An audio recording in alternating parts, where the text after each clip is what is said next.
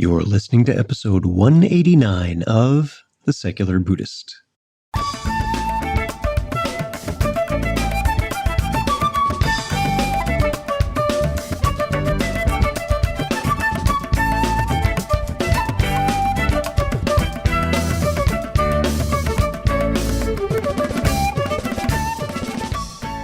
Welcome to The Secular Buddhist. I'm Ted Meissner. The Secular Buddhist is the official podcast of the Secular Buddhist Association, a grassroots-driven effort to answer the needs of secular teaching and practice for contemporary society. The podcast has interviews and roundtable discussions pertaining to engaged Buddhist training and practice, and the SBA website has show notes for each episode along with resource materials.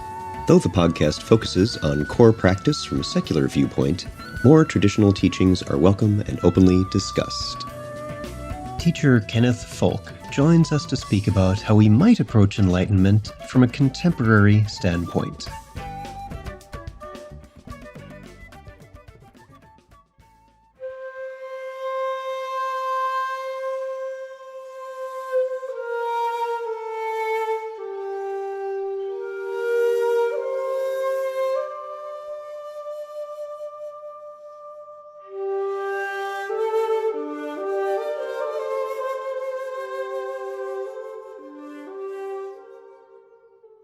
One of the frequent topics of discussion on the Secular Buddhist Association forums is that of enlightenment. After all, don't secular Buddhists simply dismiss enlightenment as a fantasy? Of course, opinions vary within our community, and it depends on what we mean by enlightenment. It may not be off the secular practice table. Kenneth Folk teaches Buddhist meditation and non-dual awakening. His 3-speed transmission method of teaching includes the most pragmatic aspects of Buddhism in a way that is easy for modern practitioners to understand and apply. Kenneth's goal is to help others find the happiness that is not dependent upon conditions. So, sit back, relax, and have a nice herbal mint tea.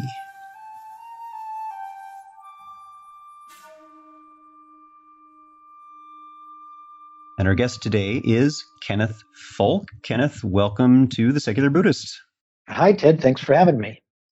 So let's talk for a little bit about your background. Tell us about that. How'd you get into meditation and Buddhism?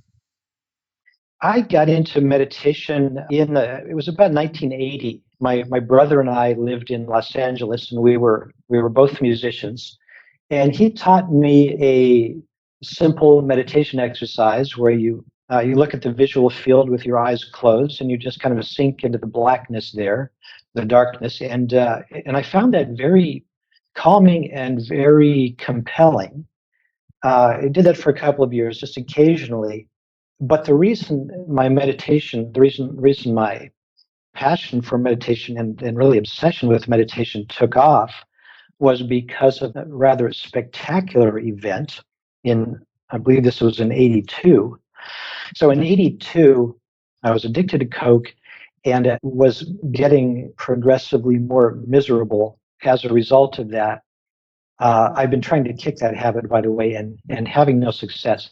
One day, when everybody else was away from the house, I ran out of Coke and was crashing and feeling horrible. And I remembered that I had some acid, some LSD, in my safe of all things. And so the fact that I even had a safe tells you something about my state of mind at that time. So I dug out this acid and I took 4 hits of it, reasoning that would be 4 doses, reasoning that it's been there for a while, it's probably kind of old and stale.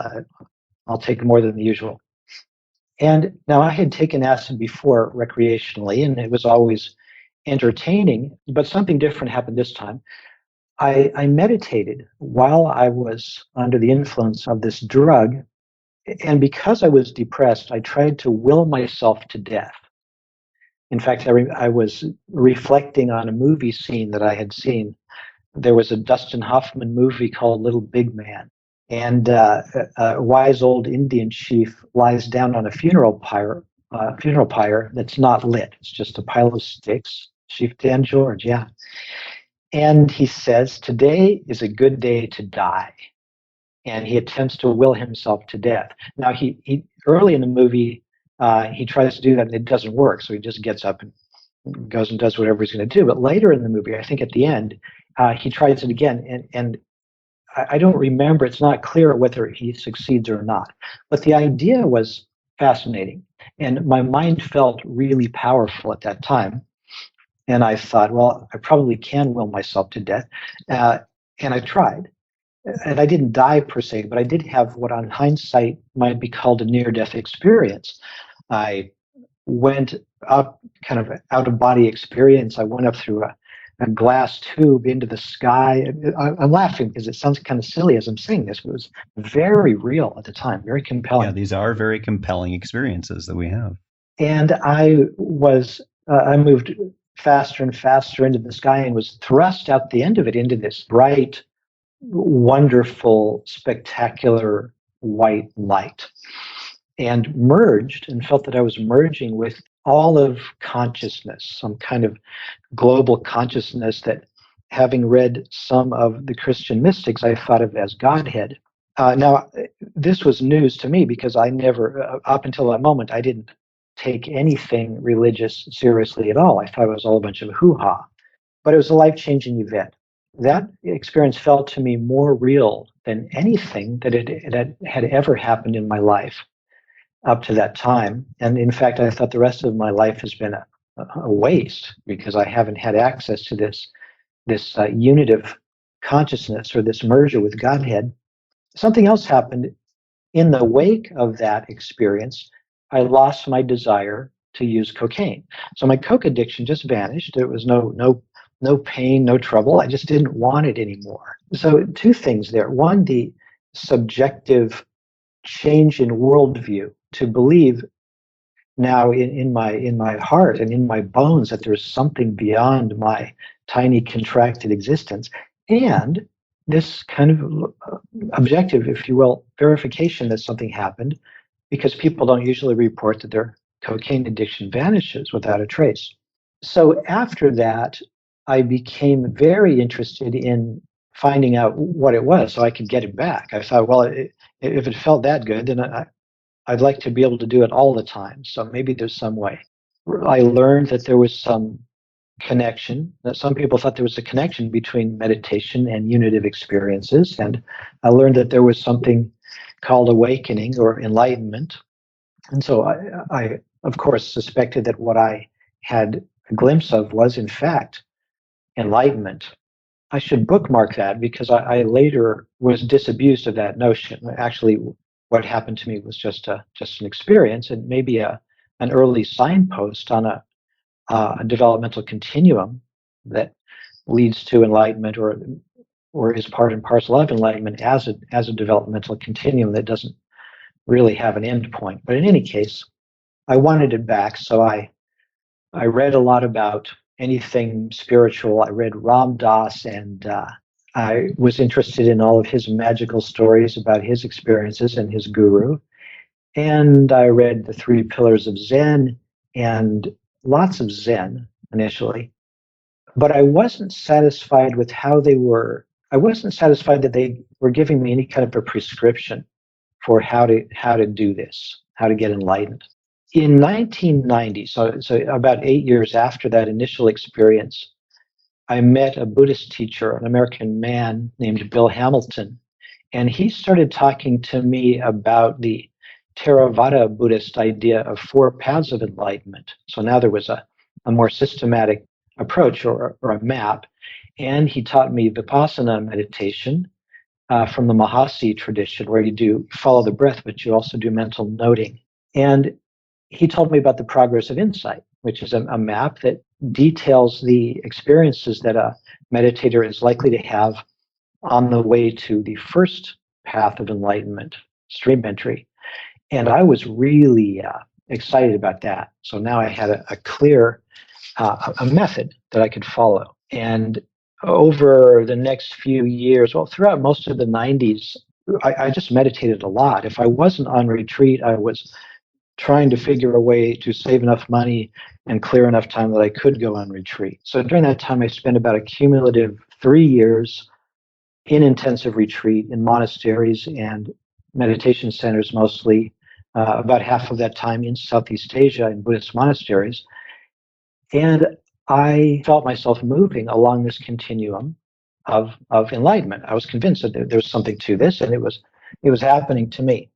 In 2004, so I'm leaving out a lot of really interesting, at least to me, experiences. But in 2004, something I think really significant happened in that I had a shift in the way I experienced the world as a result of something that happened in meditation while on retreat, and my depression went away. So the event that got rid of my drug addiction in '82 did not get rid of my depression, and so for many years, for 22 years, I suffered crippling bouts of depression every year, often more than once, and for weeks or months at a time, and I would be dysfunctional during those times. That stopped happening after that experience in 2004. All of this was for me validation that this idea of awakening is referring to something real, but it isn't referring, in my opinion, to becoming holy or sanitized or impeccable in your behavior. Rather, what's happening is a change in perception, and I think this could be modeled more effectively by talking about brain science than by talking about magical events. Yeah, and one of those we would be able to perhaps demonstrate in a lab, and the other might be a bit more challenging that way. Yes, and there's a lot of research being done now to try and find the neural correlates of awakening.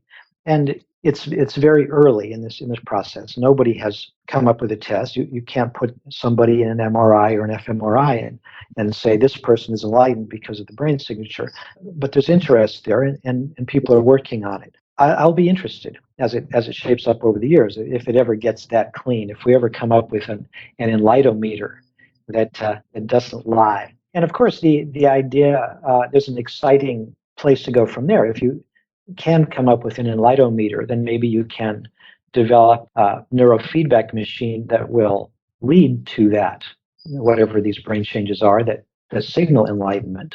So, Kenneth, tell us a bit about enlightenment itself. Let's explore that a little bit. What do you mean when you talk about it? How do you define it?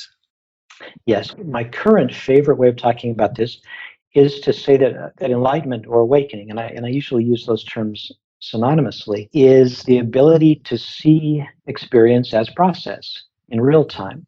And when you can see experience as process, even the momentarily arising sense that this is happening to me is just part of that process.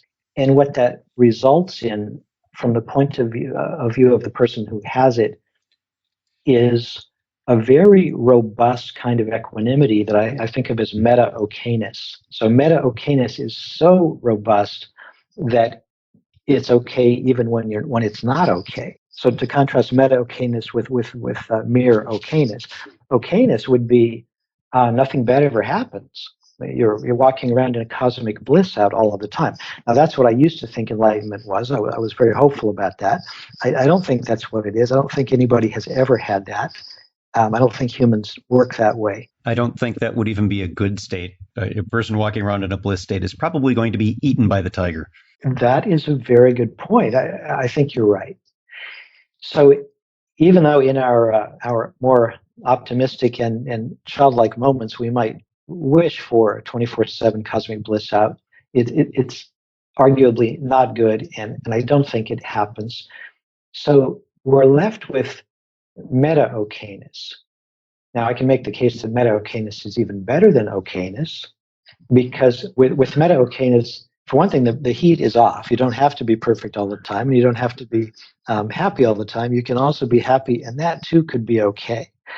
So that's where I think this goes. That's what I think enlightenment is. It's meta-okayness as a result of seeing experience as process. Yeah, one of the things I like about that way of looking at awakening, using quotey fingers here, is that seeing process. There is this ongoing process, and that's what we are. Not only ties in very nicely with ideas about not self, because it is just process, but it brings in a wonderful equal binary of being embedded as process and yet a bit of a distance, an ability to have some perspective on that process and your relationship to it.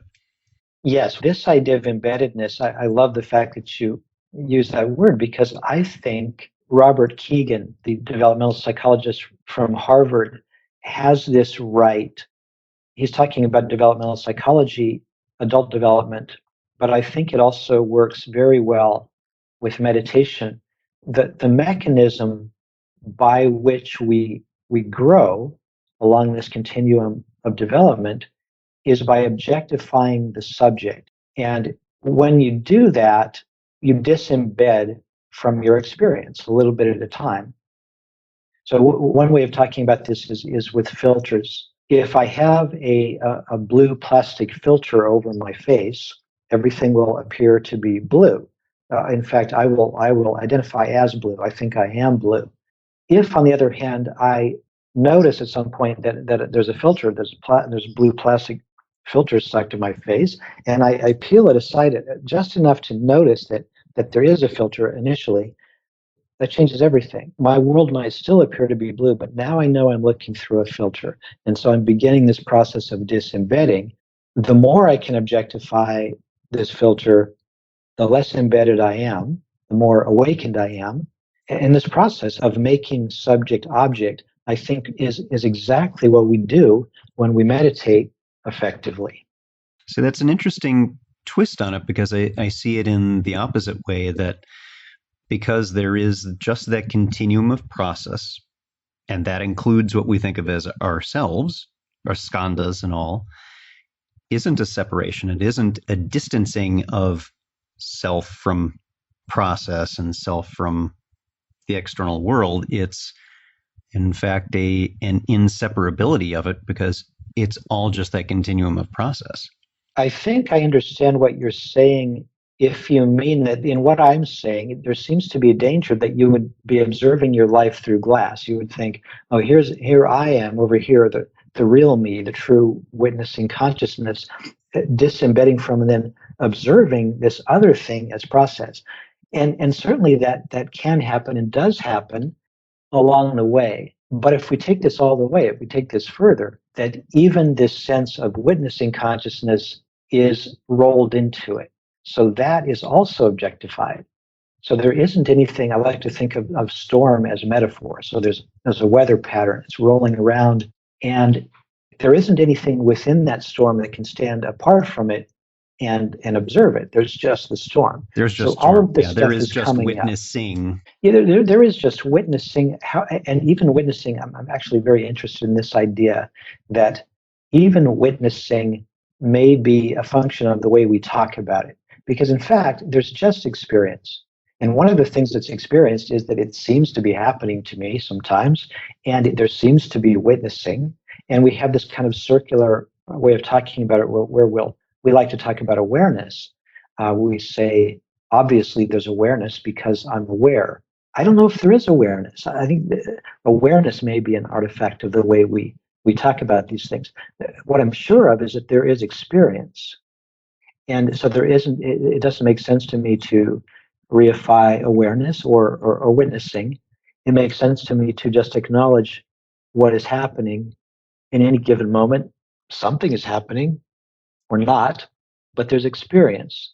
So tell us about why this is important to a non-Buddhist contemporary audience. Why would they care about this kind of Buddhist-y stuff? This is important for everyone because I think it makes your life better to be really simplistic. And after all, why do we do anything? Because we either want to make our lives better or we want to make other people's lives better. I think this is a natural part of human development. This capacity to see experience as process, it's something we're born with. And if we train, we get better at it. And meta-okayness is a really attractive way. It's a desirable way to live, in my opinion. It certainly makes your subjective experience easier to take. After all, reverting to Buddhist talk for a minute, according to the Buddha, life is dukkha. Life is unsatisfactory. So given that, to be meta okay with the difficulty of your life is a really beautiful thing. In my own experience, in those moments when I'm okay, I'm less likely to make everybody around me miserable, and I'm more likely to make decisions that will lead to things that are consistent with my values. And the reason I'm saying that is because what this is all going to come back to is we want to have good lives. But for me, part of having a good life or part of a life well lived is to feel like I'm not causing more trouble than I'm solving. So, shifting gears a little bit, I'm intentionally using that wording. Tell us about 3-speed transmission. Okay, the 3-speed transmission is a schema that I came up with to help myself understand how seemingly contradictory practices can all be useful. I was formally trained in Mahasi Sayadaw Theravada Buddhism, so I learned the Vipassana technique. But I also was exposed through reading and through talking to other people. I was exposed to self-inquiry, for example, Advaita Vedanta style self-inquiry. You also see self-inquiry in Zen, this who am I question. And I was exposed to this kind of radical notion of just sitting or letting it be. Now, it wasn't clear to me how to prioritize those things. They might seem to be at odds. For example, just sitting seems to be at odds with meditating like your hair is on fire, which is an early Buddhist idea. And having all these maps and models of a developmental continuum of awakening doesn't fit very well with just sitting and letting it be. And it also doesn't fit very well with questioning the sense of self via self-inquiry. By asking, who am I all the time? The question is always, who am I? So if you say, I'm going to do Vipassana meditation and get enlightened, well, that would be undercut by self-inquiry, because you would say, well, who wants to get enlightened? So I couldn't deny, after many years of practicing basically anything I ever heard about, I tried it. And some of these things I went into very deeply. I couldn't deny the value of these seemingly contradictory practices. So I wanted a system that would encompass that. So I came up with the 3-speed transmission, actually riffing off of something Shinzen Young said. I once heard Shinzen say that when things are tough, he will downshift to mindfulness of the body, because that's something, as a kind of first gear, that's something that he can really access. And I thought that was a very useful idea. So I thought, well, if you've got first gear, you can also have other gears. So I came up with 3. I think initially there were 5, but I trimmed it back to 3. So the 3 gears are practices that ask the question what, or focus on what. So Vipassana asks the question what. Mahasi style mental noting, for example, you notice something, you objectify it, and you prove that you've objectified it by naming it: seeing, hearing, itching, thinking, excitement, agitation, interest, engagement. I'm doing this in real time right now. So that's a first gear practice, asking what. The second gear is self-inquiry. So now you're asking who, to whom is this happening? Who am I? That's second gear.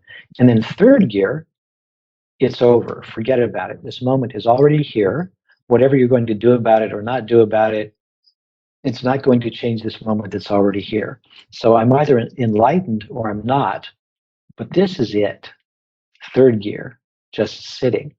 And I found that not only are all of those practices useful, but I think they can be used together synergistically, and you can even scaffold one with the other. I came up with a method where you can do first gear for a while and then scaffold second gear via first gear, and then use second gear to scaffold third. There was a time when I believed that this was a hierarchy, and that the idea was to get to third gear, and if you could stay there all the time, that would be ideal. I no longer believe that. I think that all of these perspectives are valuable and valid lenses, and there isn't a hierarchy. You don't have to go to third gear and hang out there all the time. So let's talk a little bit about what we're seeing in our Buddhist communities today. What would you like to see happen physically, virtually, in the next few years? I would like to see the community of people who have access to the benefits of meditation, whether they meditate or not. I would like to see that community grow.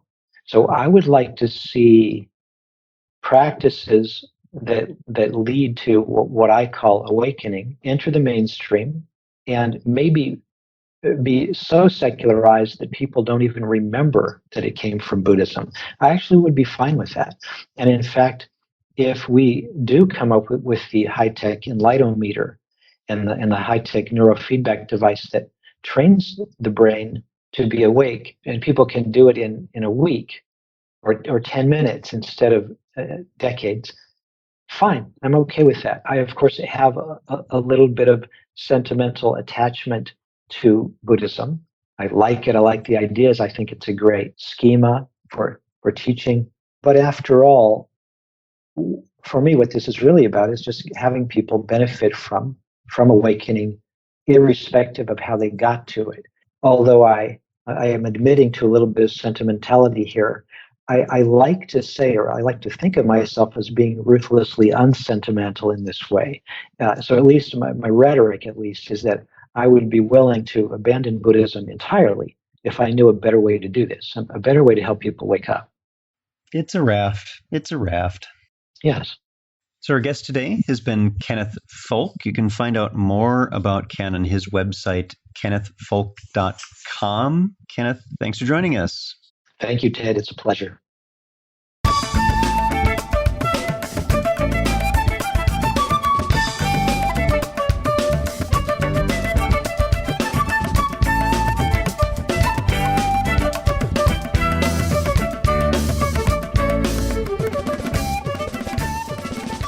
Thanks for listening. If you'd like to learn more about something you've heard in today's podcast, please come visit the SBA website at secularbuddhism.org, and you'll find an entire webpage devoted to this and every episode. Discussion about this episode can be found on the episode page itself, along with show notes.